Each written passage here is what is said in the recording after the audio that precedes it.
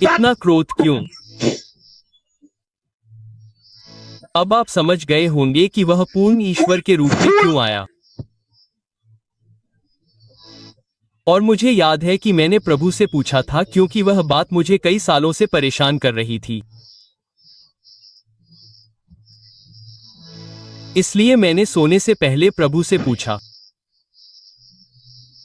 मैंने कहा, प्रभु, क्या उस दिन पहली बार त्रिमूर्ति विभाजित हुई थी? उद्धरण चिन्ह विभाजित, ईश्वर की त्रिमूर्ति विभाजित हो गई, तो हम 2 और 1 पर समाप्त हुए। क्या उस दिन त्रिमूर्ति विभाजित हुई थी? हे मेरे प्रभु! वह स्वप्न में वापस आया और आवाज के माध्यम से पूछने लगा, अब खुद। और उसने कहा, नहीं, त्रिमूर्ति विभाजित नहीं हुई, कभी विभाजित नहीं हो सकती। तो आप कल्पना कर सकते हैं कि क्रूस पर क्या लटका हुआ था।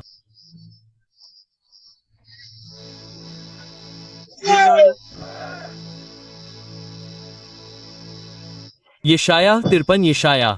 आप अपनी इच्छानुसार पढ़ सकते हैं। पद 1, वह कहता है, हमारे संदेश पर किसने विश्वास किया है? और प्रभु का हाथ किस पर प्रकट हुआ है? पद 2, हम 12 पर जा रहे हैं। वह उसके सामने सूखी भूमि से निकले कोमल अंकुर की तरह और सूखी भूमि से निकली जड़ की तरह होगा। और फिर वह कहता है कि उसके पास आदम के पुत्रों को अपनी ओर आकर्षित करने के लिए कोई सुंदरता या जादू नहीं था। मेरे प्रभु!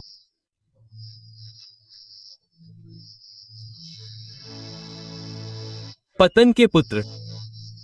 जब स्वर्ग एक उपहार पैकेज करता है, तो वे पहचान नहीं पाते हैं।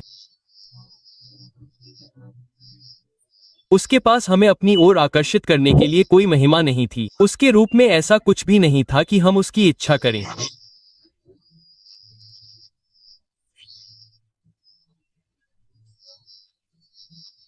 वह मानव जाति द्वारा तिरस्कृत और अस्वीकार कर दिया गया था। दुखों और पीड़ाओं का एक व्यक्ति और दर्द से परिचित। एक ऐसा व्यक्ति जिससे लोगों को अपना चेहरा छिपाना चाहिए।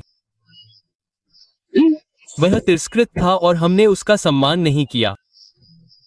तो दूसरे शब्दों में, वह जो कह रहा है वह ये है। वह कह रहा है कि वह त्रिएक ईश्वर की त्रिमूर्ति के रूप में आया था। और जब वह तुम्हें छुड़ाने आया, तो उन्होंने उसे धातुओं और डंडों से तब तक पीटा जब तक कि वह एक इंसान जैसा नहीं दिखने लगा। वह उस क्रूस पर किसी जानवर जैसा दिखता था।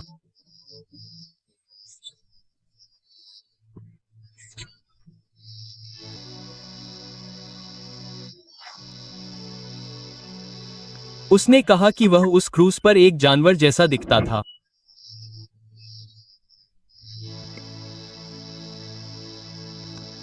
वह पद 4 में कहता है, निश्चय ही उसने हमारे दर्द को उठा लिया और उसने हमारे दुखों को सहा और फिर भी हमने उसे ईश्वर द्वारा दंडित और उसके द्वारा पीड़ित और यहोवा द्वारा पीड़ित माना।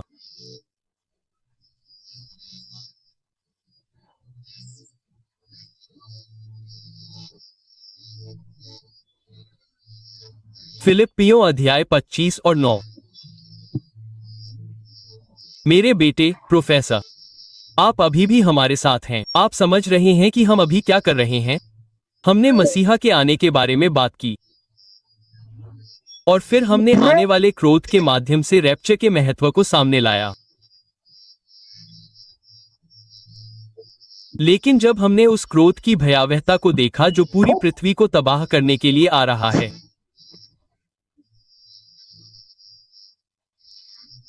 तो हमने पूछा कि इतना क्रोध क्यों? भगवान को इतनी आग क्यों छोड़नी चाहिए? और फिर हमने एक छोटा शीर्षक लिखा था, आग क्यों, क्रोध क्यों, ये क्रोध क्यों? लेकिन अब वह ऐसा इसलिए कह रहा है क्योंकि मुक्ति की कीमत।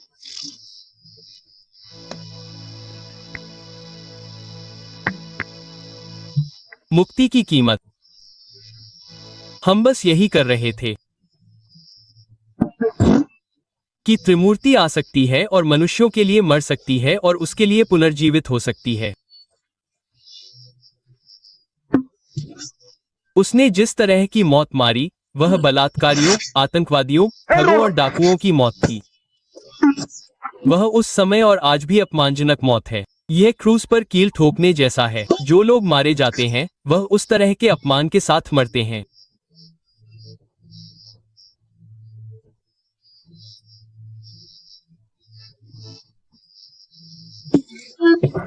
आतंकवादी, वह इसी तरह की मौत मरा। तो अब मैंने कहा कि अगर वह ऐसा कर सकता है और आप उसे नजरअंदाज करने की कोशिश करते हैं तो भगवान समझ नहीं सकते।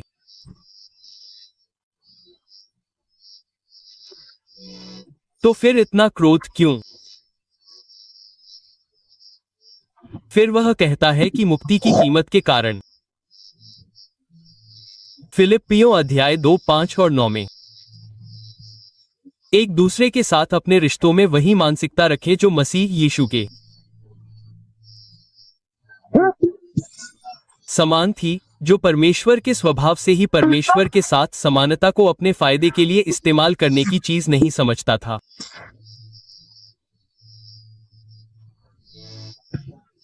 बल्कि उसने खुद को एक दास का स्वभाव धारण करके और मनुष्य की समानता में होकर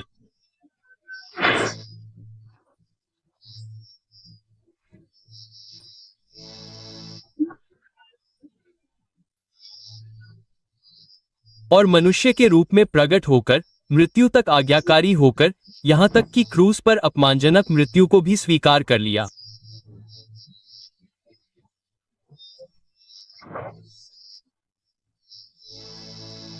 इस तरह उसने खुद को एक कीड़े के समान बना लिया। भगवान समझ नहीं सकता। अगर इतना सब करने के बाद भी आप उसे अस्वीकार कर सकते हैं तो मैं आपसे वादा करता हूं वह नहीं समझेगा।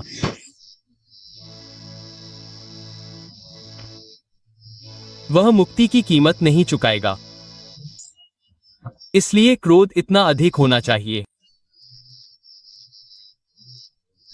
आइए मत्ती रात के 12:36 को देखें। कैसे उसने परमेश्वर के कुछ गुणों को लिया और फिर उन्हें आपके लिए सीमित कर दिया।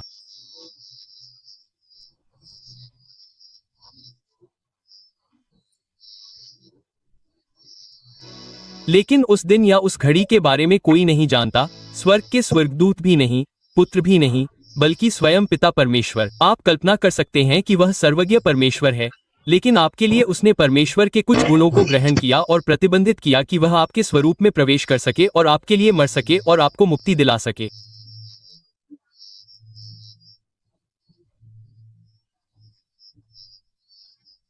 Thirteen ratio 8। वह निम्नलिखित कहता है कि यीशु मसीह कल, आज और युगानुयुग एक ही है।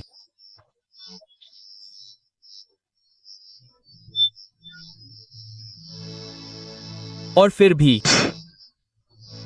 मत्ती दोपहर के 2:33 में मैंने यही देखा जब वह मुझे परमेश्वर के सिंहासन के पास ले गया। वह कहता है, तब नाव में बैठे लोगों ने उसकी आराधना की। सचमुच तू परमेश्वर का पुत्र है। उद्धरण चिन्ह। वहां एक उपशीर्षक है। उपशीर्षक क्या है? वे क्यों कह रहे हैं कि वह निश्चित रूप से परमेश्वर का पुत्र है? उन्होंने क्या किया? उसने समुद्र में नाव के साथ क्या किया? इसे अपनी बाइबल में जांचें। आपके पास बाइबल नहीं है। उसने किया। उसने इस तरह हाथ पकड़ा। उसने उसे रोक दिया। और वह कहता है, उसने वह आराधना स्वीकार की जिसे पिता स्वीकार करता है।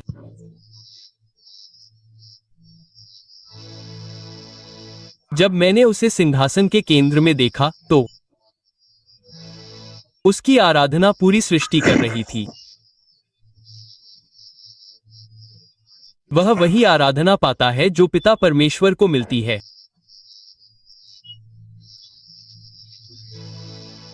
तो वह रूप है जो आपके लिए आया और मर गया।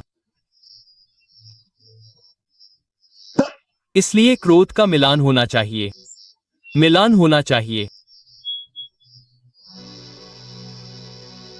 जॉन अध्याय 10 पद 10 में वह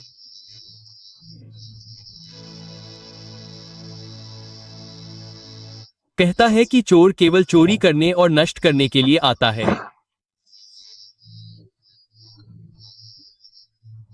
मैं इसलिए आया हूं कि वे जीवन पाएं और उसे उसकी परिपूर्णता में पाएं। यदि पिता जीवन देता है तो यीशु भी जीवन देता है।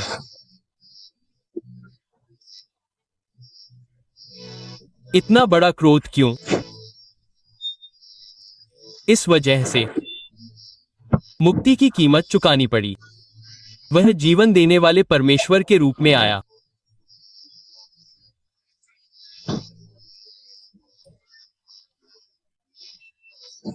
और हे मेरे प्रभु, वह अपनी सारी सर्वोच्चता, शक्ति और अधिकार और शक्ति, श्रेष्ठता, अपनी पवित्रता, अपनी धार्मिकता, अपनी उत्कृष्टता के साथ क्रूस पर मर गया।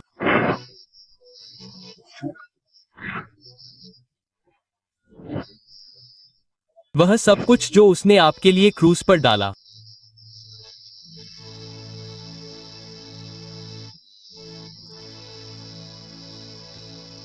कुलुसियों अध्याय 2 पद 9 में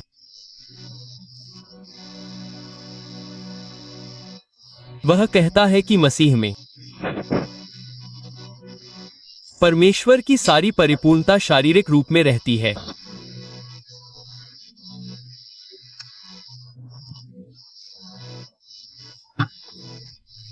वह कह रहा है कि परमेश्वर पिता, परमेश्वर पुत्र और परमेश्वर पवित्र आत्मा, वे सभी वहां सन्निहित हैं और अपमान के अधीन हैं।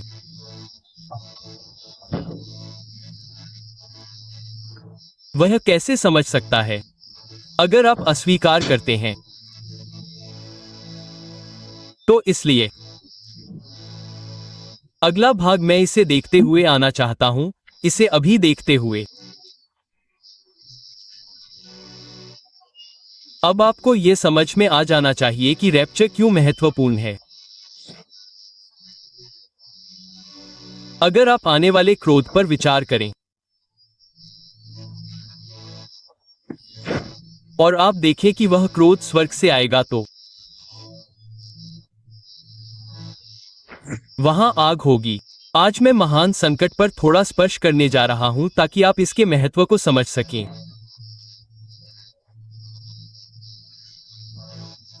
लेकिन स्वर्ग से आग गिरेगी,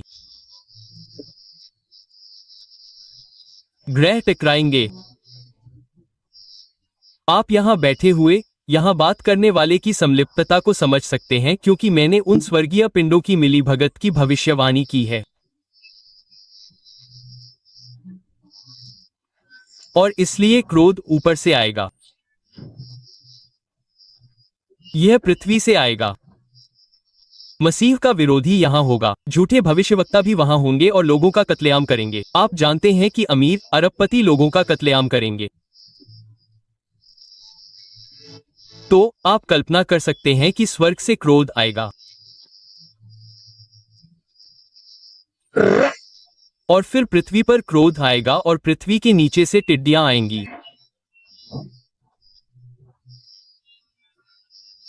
इसलिए छिपने के लिए कोई जगह नहीं होगी और इसलिए भगवान को उस समय से पहले चर्च को हटाना होगा। चर्च को हटाने की जल्दबाजी पर नजर डालते हैं। 1 थिस्सलुनीकियों 5:10 से 11। अगर आप चाहे तो 9 से 11।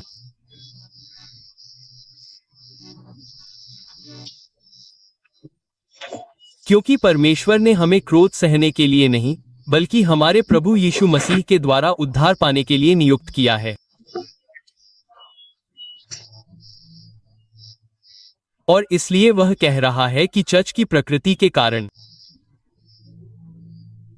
आप उस क्रोध के लिए नहीं बने हैं। मैंने कभी किसी को ये कहते नहीं सुना कि मैं इसलिए ईसाई बना क्योंकि मैं चाहता था कि मैं उस क्रोध की तैयारी करूं।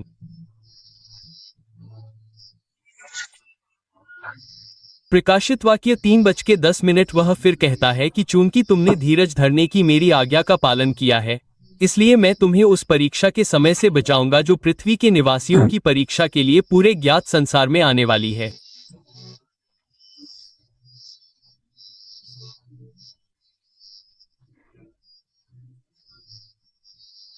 1 थिस्सलुनीकियों अध्याय 4:16 से 18। वह कहता है, क्योंकि प्रभु स्वयं स्वर्ग से उतरेगा, उस समय प्रधान स्वर्गदूत का शब्द और परमेश्वर की तुरही फूंकी जाएगी, और मसीह में मरे हुए पहले जी उठेंगे। उसके बाद हम जो जीवित और बचे हुए हैं, उनके साथ बादलों पर उठा लिए जाएंगे कि हवा में प्रभु से मिलें। और इस प्रकार हम सर्वदा प्रभु के साथ रहेंगे। उद्धरण चिन्ह। वह कहता है कि इस भविष्यवाणी से एक दूसरे को सांत्वना और प्रोत्साहन दो।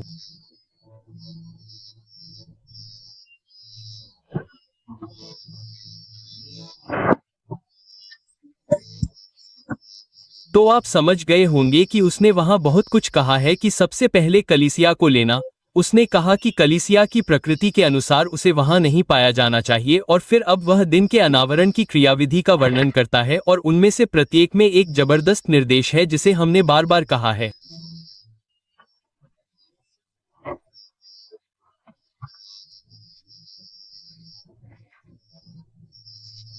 और वह कह रहा है कि जब आप दिन की घटनाओं के झरने को देखते हैं, और वह कहता है कि उनमें से एक पुनरुत्थान है जो वहां होता है, और दूसरा महिमामंडन है। उनमें से प्रत्येक कलीसिया के लिए शिक्षाप्रद है। लेकिन अगर आप जानते हैं कि यह नश्वर शरीर एक दिन खत्म होगा, आप वास्तव में उस दिन को पसंद करेंगे और उस दिन की तैयारी करेंगे। और वह कह रहा है कि अगर आप वास्तव में समझेंगे कि यह दुनिया आपका घर नहीं है, बल्कि स्वर्ग का राज्य है, तो आप वास्तव में मसीहा के आने की प्रतीक्षा में हर दिन अपना जीवन जी रहे होंगे।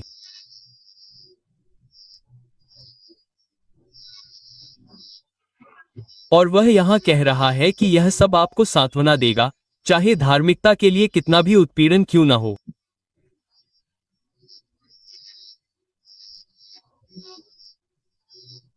आइए एक और शास्त्र देखें जिसे हमने बार बार उस क्रोध से पहले चच को छीन लिए जाने का वर्णन करते हुए देखा है।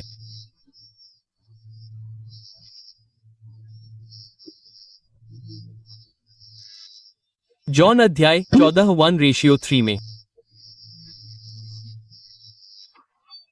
वह कहता है कि तुम्हारा मन व्याकुल ना हो।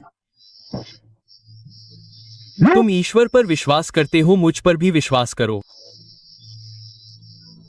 और फिर वह कहता है कि मेरे पिता के घर में, जिसे वह स्वर्ग कहता है, पिता का घर है।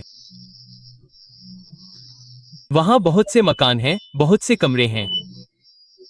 अगर ऐसा न होता तो मैं तुमसे कहता, मैं तुम्हारे लिए जगह तैयार करने जा रहा हूं। और अगर मैं जाकर तुम्हारे लिए जगह तैयार करूं, तो मैं वापस आऊंगा। मैं वापस आऊंगा और तुम्हें ले जाऊंगा ताकि तुम मेरे साथ रहो जहां मैं हूं। मैं वापस आऊंगा और तुम्हें अपने साथ ले जाऊंगा। मुझे बताओ कि तुम भी वहीं रहो जहां मैं हूं।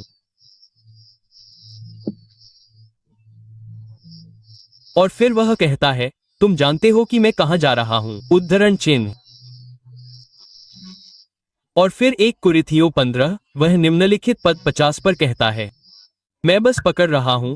अगर आप समझ रहे हैं कि मैं यहां क्या कर रहा हूं, तो मैं चर्च के इस कब्जे के क्षेत्रों को पकड़ रहा हूं, क्योंकि हमने देखा है कि क्रोध अविश्वसनीय, असहनीय है, और इसका कारण वह भगवान के रूप में आया, वह भगवान के रूप में मर गया। उद्धार की कीमत, वह विश्वास नहीं कर सकता कि आप उसे अस्वीकार करते हैं, और इसलिए वह समझ नहीं सकता। और अब हम उस मामले के लिए कह रहे हैं कि उसे चर्च को छीन लेना चाहिए, और फिर अब हम कब्जे को देख रहे हैं।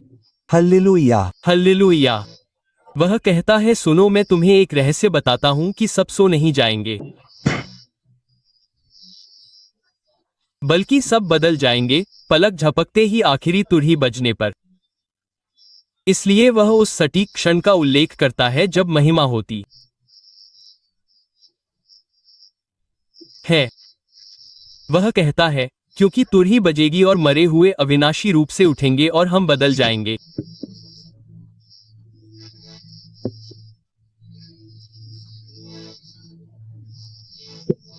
तुरही प्रकट होने का आह्वान है। यह एक सम्मन है। यह चर्च को बुलाता है, क्योंकि नाशमान को अविनाशी को और मरणहार को अमरता को पहनना होगा।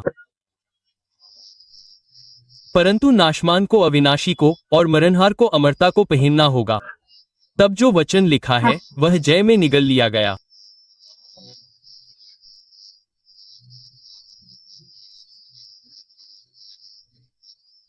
एक और धर्मग्रंथ में उस ले जाने का वर्णन है जो मत्ती 25 में है। और मत्ती 25 में वह उस दिन का वर्णन करता है जब वह आएगा और दो कलीसियाएं होंगी।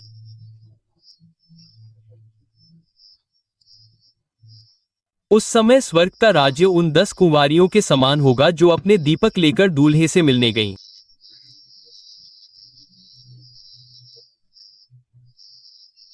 उनमें से 5 मूर्ख और 5 समझदार थीं।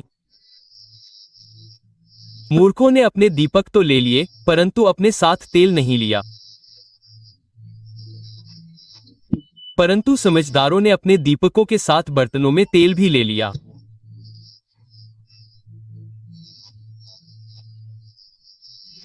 दूल्हे के आने में बहुत देर हो गई और वे सब ऊँघने लगी और सो गईं। आधी रात को पुकार मची, देखो दूल्हा आ रहा है, उससे भेंट करने को बाहर आओ।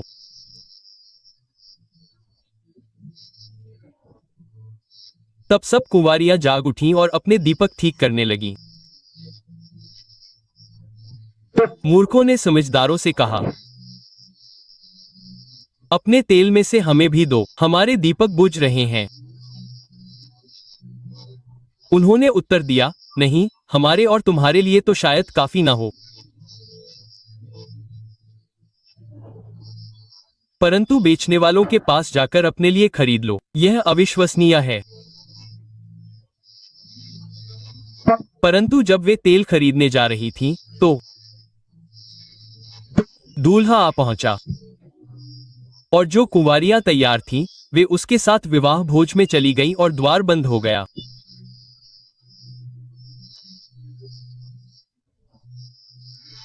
और बाद में और भी लोग आए और कहा, हे प्रभु, हमारे लिए द्वार खोल। परंतु उसने उत्तर दिया, मैं तुमसे सच कहता हूं, मैं तुम्हें नहीं जानता, मैं तुम्हें नहीं जानता, मैं तुम्हें कभी नहीं जानता था।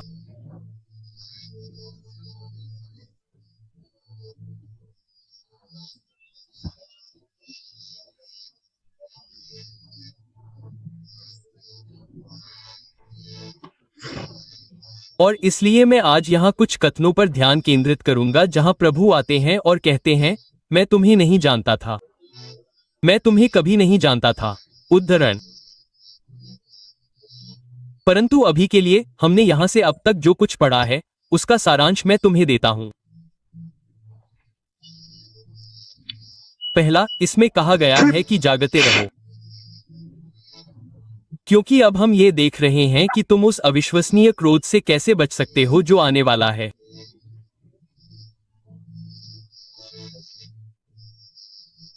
हमने देखा है कि क्रोध अविश्वसनीय है। यह सीधे पृथ्वी पर फूट पड़ेगा।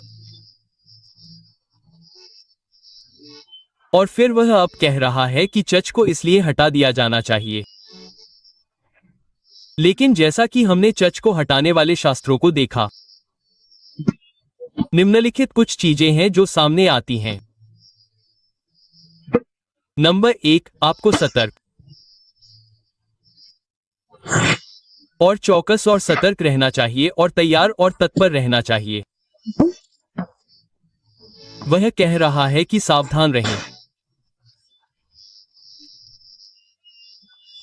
मैथ्यू 25 के पद 13 में वह कहता है कि आपको सावधान रहना चाहिए, सतर्क रहना चाहिए, चौकस रहना चाहिए, उम्मीद करना चाहिए, प्रतीक्षा करनी चाहिए, भगवान के लिए तैयार और तैयार रहना चाहिए, अपने दिल को अशुद्धता से, झूठे भविष्यवक्ताओं, झूठे प्रेरितों से बचाए रखना चाहिए और अपने दिल को उसके लिए सुरक्षित रखना चाहिए। नंबर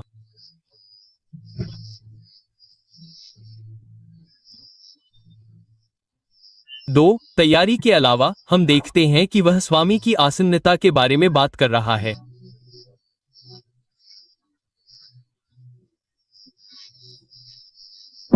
प्रभु के आने की आसन्नता। नंबर 1, उसने कहा तैयारी। नंबर 2, वह कहता है कि आसन दिन और समय अज्ञात है, ये होगा।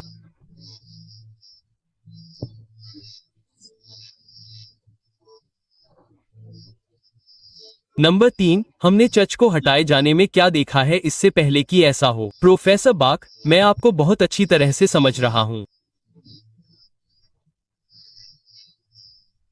वह निम्नलिखित कहता है। वह कहता है कि दरवाजा हमेशा के लिए बंद हो जाएगा। आप में से जो लोग प्रभु के गिरजे, प्रभु की वेदियों से जुड़े हुए हैं,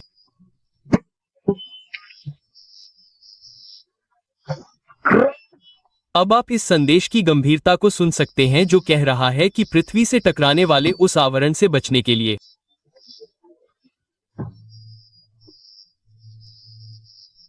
आपको मसीहा के आगमन और गिरजे के उत्थान के समय उठा लिया जाना चाहिए।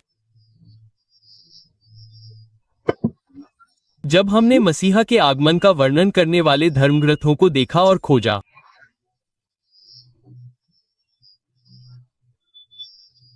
तो उस दिन के बारे में यहां कुछ बातें सामने आई हैं। लेकिन नंबर 1, आपको सतर्क रहना चाहिए। और वह कहता है नंबर 2, प्रभु के आने की निकटता। नंबर 3 कहता है कि वहां एक द्वार है जो हमेशा के लिए बंद है। वहां एक द्वार है जिसे हमेशा के लिए बंद कर दिया जाना चाहिए।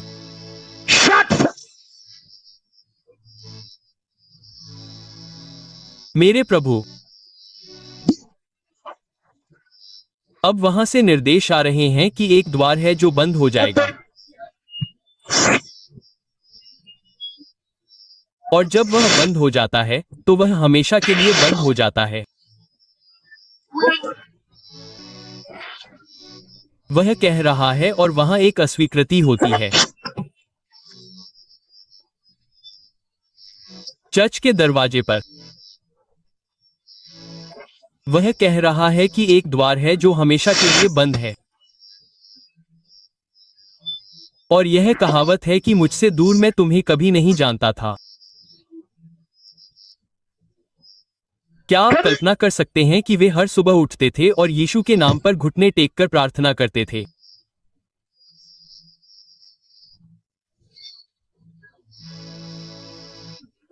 वे हर दिन उठते थे और क्या आप कल्पना कर सकते हैं कि अगर आप हर दिन उठते थे और आप घुटने टेककर यीशु के नाम पर प्रार्थना करते थे और आप काम पर जाते थे और अपने सहयोगियों को यीशु के बारे में बताते थे? और हो सकता है कि आप कुछ मंचों पर खड़े होकर उन्हें बताते थे कि यीशु प्रभु है। और आप धर्मयुद्ध और सुबह के प्रचार में जाते थे। आपने सड़कों पर गरीबों को खाना खिलाया है। आपने गरीब सड़क पर रहने वाले परिवारों के लिए लड़ाई लड़ी है। आपने सड़कों पर ठंड में गर्म सूप, गर्म चाय पहुंचाई है ताकि उन्हें कुछ ऐसा दिया जा सके जो दूसरों ने नहीं किया।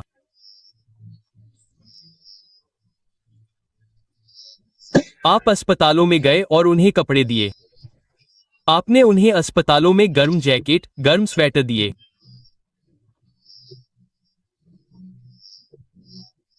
उनमें से कुछ ने उस महिला को उसके बच्चे के साथ रिहा करने के लिए भी भुगतान किया।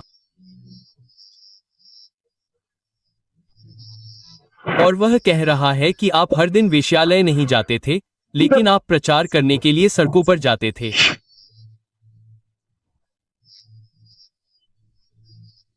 आप शराब पीने के लिए डिस्को टेक्स्ट और बस में नहीं जाते थे। आप बस सड़क के कोने पर अपने छोटे बच्चे के साथ लोगों को कभी कभार हैंडबल देते थे।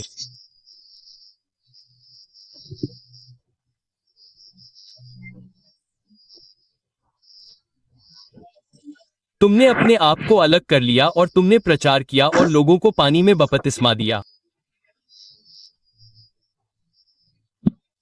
फिर उस दिन उसने दरवाजा बंद कर दिया और कहा, मैंने तुम्हें कभी नहीं जाना। मैंने तुम्हें कभी नहीं जाना।